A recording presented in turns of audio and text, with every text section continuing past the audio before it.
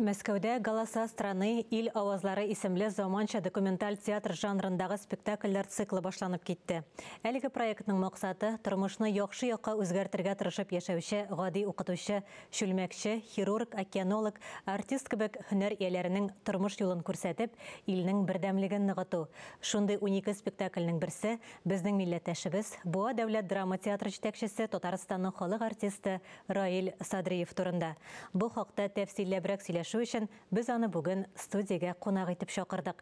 Әңгәмәне журналист Меңназым Сәфәров алып бара. Хайырлы күн, Раил. Хайырлы күннәр. Еңелек үземнең исемемнән һәм күп санлы телевизия караучылар исеменнән шундый хөрмәткә лаек булуың белән тәбрик итәбез. Чөнки шундый алагаем зур илдә гәүдәләндерүче 12 шәхеснең берсе булыр өчен нинди зур хезмәт күрсәтергә кирәклеге аңлашыла торгандыр. Чөнки теләсәкемне алып булмый 12 кеше арасына. Һәм әлбәттә, бу тик торган түгел, Буа дәүләт драма театрын Татарстанда гына түгел, татарлар яшәгән төбәкләрдә дә, алар яшәмәгән төбәкләрдә дә, Мәскәүдә дә бик яхшы беләләр. Чөнки сезнең эшчәнлегегез ул киң кырлы һәр вакытта да. Бер катнашмаган фестивальләрегез юк. Шулай да, менә үзегез ничегрәк кабул иттегез бу вакыйганы дип әйтик, бу хәлне. Миңа Мәскәүдән шалтыраттылар. Мин баштан тәмамламыйча торам. Менә Россия дигән күләмле күргәзмә эшләп килә. Сез беләсезме, кем белә? Бөтен регионнар анда ул апрельдә бетәргә тиеши, бик каты резонатор булган, шундый резонирующий фактор. Ул аны үткәннәр, күчергәннәр продлили 8 июльгә кадәр. Шуннан инде истәмә тагы индидер проектларга чыгымнар биргәннәр инде, һәм шул проектларның берсе «Голоса страны, Герой России» дигән. 380-гә якын кешене алганнар, һәм шулар турында 12-се турында сайлап алып, спектакль, моноспектакль, документаль фильм һәм фотосессия, фотокүргәзмә ясарга. Заманча театр инде. Заманча театр инде. Шуны Россиянең танылган бер артисты.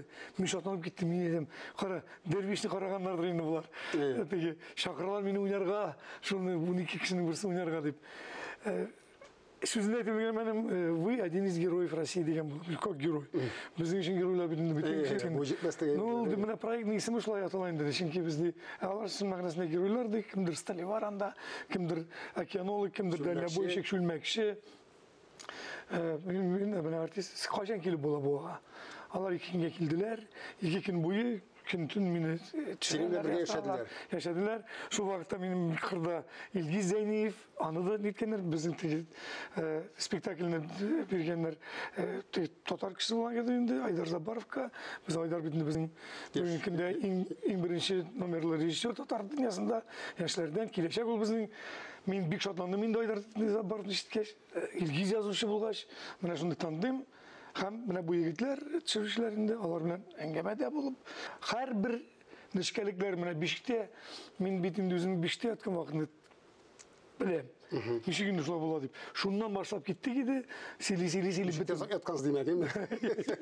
Хәзер аның язылган медитативный еш дигән пьеса килеп чыккан. Шуны миңа карарга җибәрделәр. Мин карадым, бер ни килмәгән. Бер-ике урында гына шундый теге принципиаль булмаган төзәтмәгән киттем мин. Булай, ничек бар шулай язганнар? Без бит инде, гомумән, безнең илдә бийекләрне үзләре киткәнне, бакыйлыкка киткәнне сеңә зурлый башлыйбыз инде без, әйме?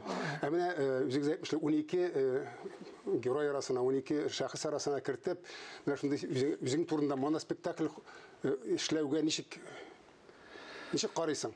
Менә мин бу теге хәзер бит тиз заманда яшибез, шундый үзгәрешләр чынында әйләнеп кайта тиз. Менә без казып чыгарып, без әйтtik безгә. Нургали Хасанов дигән бик шәхес чыккан, аның китаплары буенча, әсбаплары буенча Төркиядә укыган ул. Сез беләсезме бу да? Без инде аны тоткан, апас белән буаны берләштергән ахун бер Төрек солтаныннан иң зур бүләк алып, аның кунагы булып, иң якын кешесенә әйләнгән Нургали Хасанов турында без калып чыгарып шуны зурладык.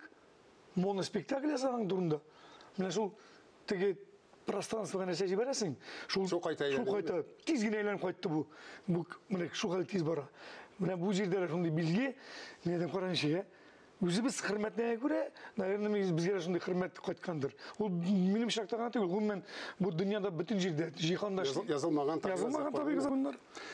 Нәрсә дибәр шул кайта? Илгиз Зәйниев белән Айдар Жаббаров сені яхшы беләләр инде. Сез чөнки бер Казанда кайнысыз дип әйтергә кирәк име? Шуңа күрә медитатив репе дигән сүз ул име? Дигән мана спектакль дигәч мин күз алдына китердем. Менә шундый тирәнтен фикер йөртүче, фәлсәфи фикер йөртүче, уйланучан кирпе дигәч менә нәкъ син килеп басасың күз алдына. Ә менә шуны уйнарга тиешле Мәскәүнең театр һәм кино сәнгатенең йолдызы Александр Семичев уни дигәч ничегрәк кабул итте менә. Ул бире алыр дип уйладыңмы? Башта мин күз алдына китердем, теге юан кеше булар. Аннарсын битендә, мен ябыкты бит әле ул, еске елга. Мин аны күрдем соңгы тапкыр Богомолов спектаклендә, Наци театрында, миңа шаданың уенда, ул вакытта. Һәм мин әйтәм, бу миңа язалар инанарсың, ул теге нидә чыккач, матбугатта басылып чыккач, ничек ул сине уйнар инде? Ул бит инде шундый юан, кемдер инде ябыккан белмәгән. Ул бит шундый инертныйдыр.